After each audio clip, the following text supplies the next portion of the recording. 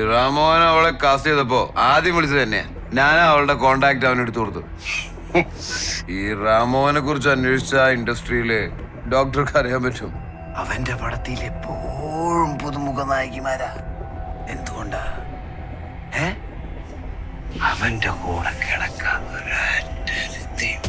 അവന്റെ സെറ്റ് വിട്ട് പുറത്തു പോകത്തില്ല. അവൻ ചാമ്പിയിട്ടുണ്ടാവും ഉറപ്പാ. ഡോക്ടറും ഡോക്ടറുടെ കൂട്ടുകാരും അവളെ ഒരുപാട് പ്രൊട്ടക്ട് ചെയ്ത് കൊണ്ടു കിടക്കാൻ ശ്രമിച്ചു അല്ലേ? പൊത്തിയും പൊതിഞ്ഞു. എന്നിട്ടും അവൾ ആ കൂടുവെട്ട് പൊട്ടിച്ച് പറഞ്ഞു തന്ന എവിടെയാ? ഡെയ്സീസ് ബ്യൂട്ടി പാർലർ. ഈ ഡെയ്സീസ് ബ്യൂട്ടി പാർലർ എന്താണെന്ന് ഡോക്ടർക്ക് അറിയോ? നല്ല ഒന്നാം തരം ശാലയാ.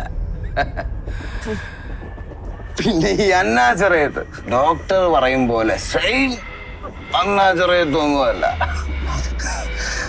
അവള് നല്ല ഒരു ഒന്നാം തരം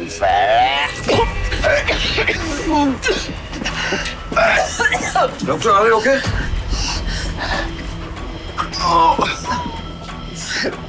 ഡോക്ടർക്ക് എന്തോ എന്നോട് പറയാനുണ്ടല്ലോ.